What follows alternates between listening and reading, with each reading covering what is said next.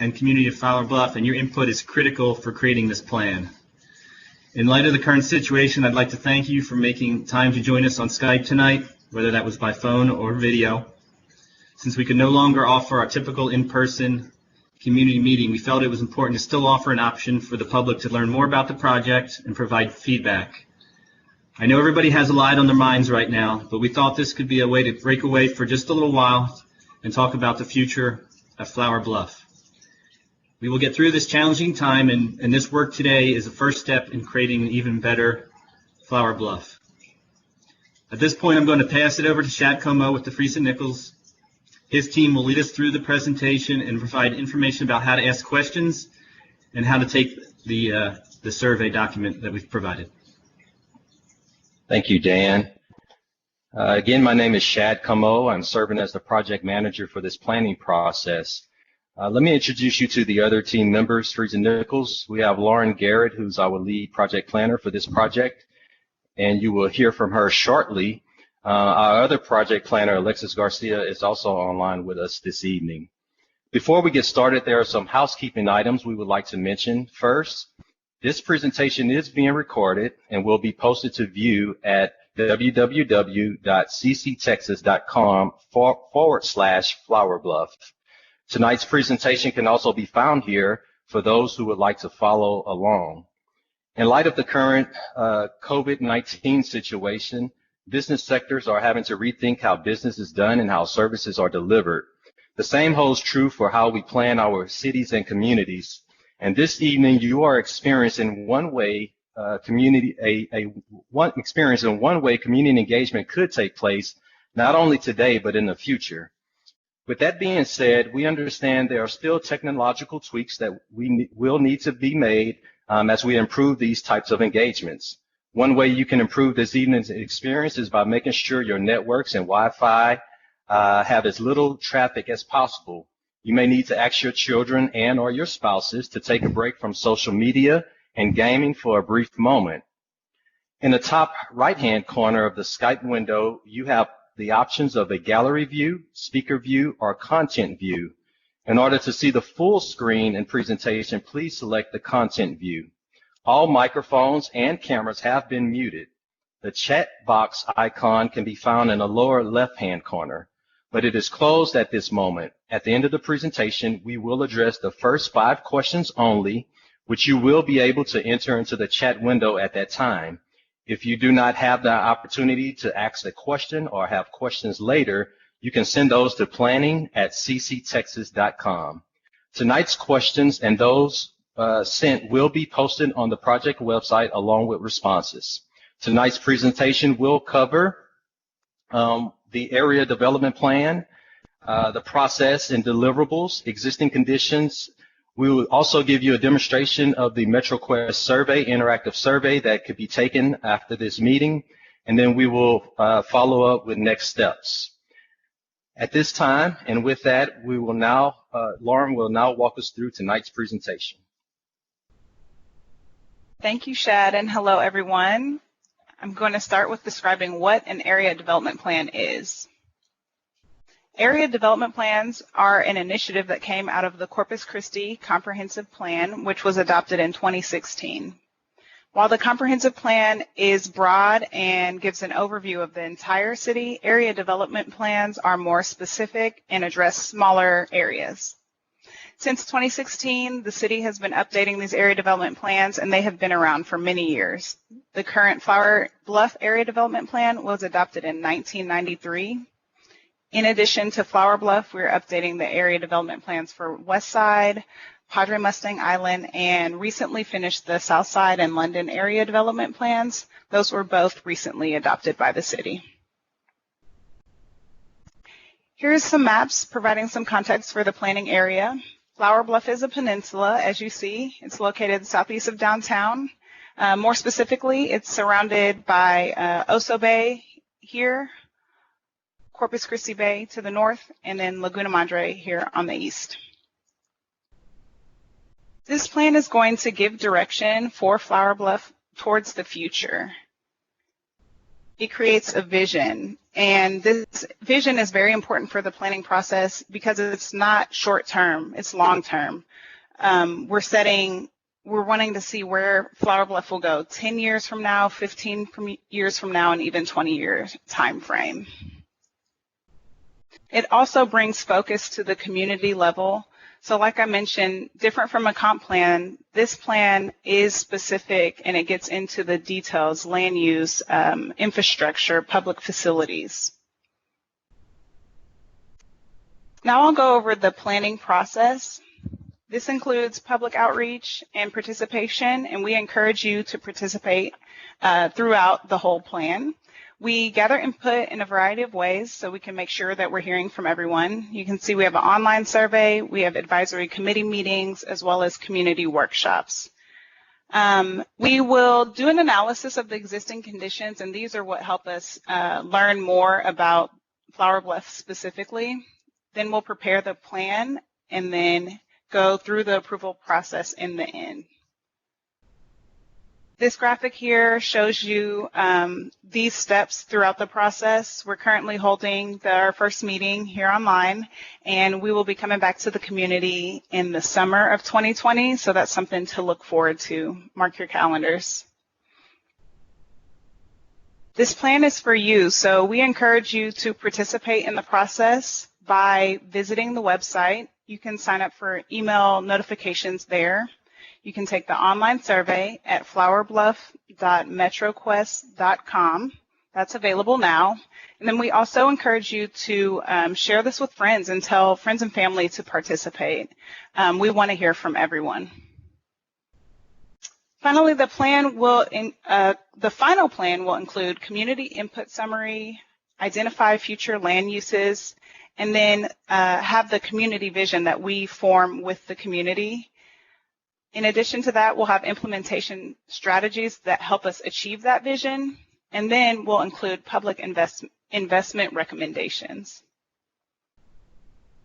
Now I'll spend some time going through the demographics and existing conditions for Flower Bluff. These are important because they tell you a lot about your community, so we understand where you are now, but also see where you're going. Here we've looked at the population for Corpus Christi in the past and all the way up to the future. So the city has been growing steadily, and so has Flower Bluff. Along with that, we have the populations from 2000 to 2019 for Flower Bluff. So as Corpus grows, so does Flower Bluff. The median age of Corpus Christi is 34.9, but for Flower Bluff it's 37.1, so it's a slightly older population. Here we have a breakdown of the race and ethnicity in Flower Bluff. On the left, we're showing the racial breakdown. The majority of Flower Bluff is white, with the rest of the races falling in a close second.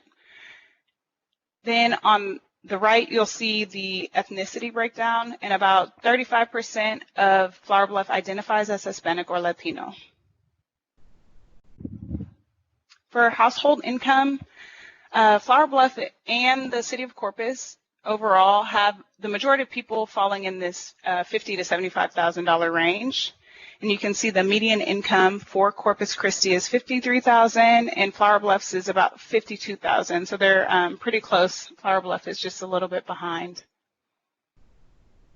As far as education goes, we're comparing Corpus Christi with Flower Bluff again, and they're pretty consistent across the board. You can see Corpus Christi is ahead in a few categories, but then Flower Bluff passes for associate degrees. So that helps you just understand more about this community. This existing land use table on the left shows the city's land uses by type and by color, and they both correspond to the map on the right.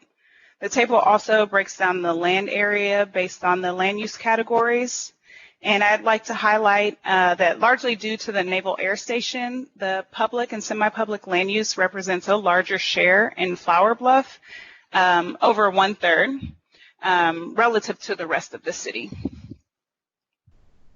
Another existing condition we'd highlight is the urban transportation plan, and this map shows a breakdown of the different hierarchy of the roads. You'll see solid lines, and those are going to represent roads that are complete, and then the dashed lines represent roads that haven't been built to their full extent. Another element we look at in planning is bike mobility. So this bike network plan map shows bike boulevards, buffered bike lanes, and cycle tracks. There's also a dashed line here showing a corridor study along Laguna Shores and South Padre Island Drive. Another existing condition is the preliminary firm map. So this is a flood insurance rate map. It's issued by FEMA to identify different levels of flood risk. The firm maps are primarily used for flood insurance purposes, but they also provide a basis for Flower Bluff to regulate development in this area. The location of the property relative to the certain flood zone indicates what requirements might be placed on new construction or improvements. Now I'm going to go through the community survey that is available online. So when you go to flowerbluff.metroquest.com, you'll arrive at this page. And on the screen, I'm showing two versions, the online and the mobile, so you can follow along. Once you get to this page, it's your welcome page. You can find an introduction to the project here. And when you're ready to take the survey, you click this green button that says begin. That will bring you to the next page. We want to know what's important to you. You can read the 5 topics on the side and drag them above the line in the order that's most important to you. For more information about each of those topics, you can read these short descriptions. And if you're taking it on your mobile device, you'll just need to scroll down to read the description. The following page is going to go into a little more detail. We want to know more about your priorities. So you click these tabs on the side, and then you'll share with us in detail what you feel about each of those topics. This slide has the map your input. So here you'll use these icons along the top. You'll drag the marker onto the map, specifically where you want to call out an opportunity or an issue. So you'll choose whichever topic that it pertains to and then drop it on the map and specify whether it's an opportunity or an issue. If you're using the mobile version, you're going to click on this drop-down list right here, and that's how you'll choose which icon you'll be using. This last page is the wrap-up page, and we want to hear from you from your vision. What do you see Flower Bluff is in the future? Long-term, what does it look like 10 years from now, 15 years from now, or 20 years from now when the plan is complete? We also have some general demographic questions that we ask here because we want to hear from everyone in the community, and we want to make sure everyone's voice is heard. So as I wrap up this presentation, I would like to encourage you to visit the project website. It's where you can get email notifications, stay up to date on the information we have there. We will continue collecting the survey data. We encourage you to take the survey online, and we'll develop planning scenarios, and then we'll bring those back to the community when we meet with you in summer 2020. Thank you for your attention. So thank you, Lauren. At this time, we'll be taking the first 5 questions from the chat box. As I mentioned earlier, additional questions may be sent to planning@cctexas.com. So at this time, if you have any questions, please place those in the chat box. It has been opened at this time.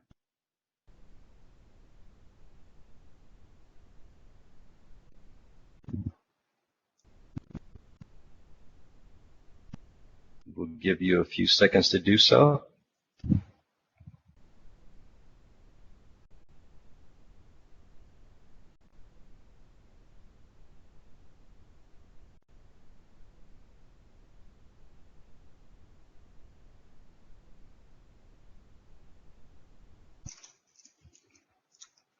And if we do not have any questions, again, I mentioned that you can send those questions. If they come to mind later, you can send those to planning@cctexas.com. We appreciate you attending Flower Bluff's community meeting. Please take the interactive survey at www.cctexas.com/Flower Bluff. We appreciate your time being here this evening. We appreciate you all cooperation. And we do have a question. So the question is, with so many streets that are in need of repair, what is the city's schedule to start addressing and also installing roads that are listed but don't exist? I will start this off and then I'll turn it over to Dan to complete the response. In this planning process, we will identify, you saw the street network that was mapped. Those streets were identified in previous planning efforts. We will revisit those. If there's any connections that need to be added or changed, those will be addressed in this planning process. Also in this planning process, we will look at the public investment and the capital improvement projects and program that are already in place in the city. And those projects will be identified in this plan as well in terms of time frame. Dan, would you like to add to that? Sure. Yeah, this plan, I mean, this is this process is going to help us identify, those streets, arterial collector streets that either need to be repaired, improved, or the ones that don't exist. What do we need to build? And the community is going to help us prioritize those projects in this plan, which then that will help then feed the bond programs or future CIPs and help our city council out in making those decisions on which projects to fund. So this plan will help us in that regard. And I do want to mention our Public Works Department is working on a program that addresses residential streets. So our new director over there, Richard Martinez, he's working with his staff in developing a plan how to kind of prioritize and address the residential street system. And Dan, I think this question is for you as well. Any future plans for the Compton Road area? I'm not aware of any funding for Compton Road at this time, but again, this planning process will help us to identify which roads should kind of sequencing and prioritization of which roads need to be done. So it will help us answer those questions and help our leadership make those decisions. The next question, what is the plan to address the homeless issue here as well? And Dan, I'll let you speak to some of the current initiatives that the city has put in place to address homelessness. Sure. The city manager recently put together a group within the city's organization that is working directly with that issue. So you should be hearing more from them. They're going to be involved throughout this process as well. But we do have a group or kind of a section within the city that is devoted to that, and that is led by Barton Bailey. Our next question is, can you speak to the bike paths? I do know that in this plan we will identify multimodal transportation options. So bike paths will be a part of that. We are at the beginning of this process and we are gathering input. The MetroQuest survey that was brought up earlier has a drop-down option page where you can select opportunities and issues. We would encourage you to go there if there are some areas within the Flower Bluff that could use bike paths. Please notate those on that map. The next question is, I would like to look at existing maintenance needs in the existing neighborhoods as a part of this.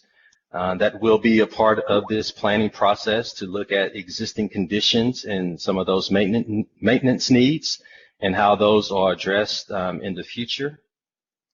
And then our last question, actually we'll take two more questions. The next question is, what do we plan to do to hold developers accountable for roads they build? Not sure how to address that one. Dan?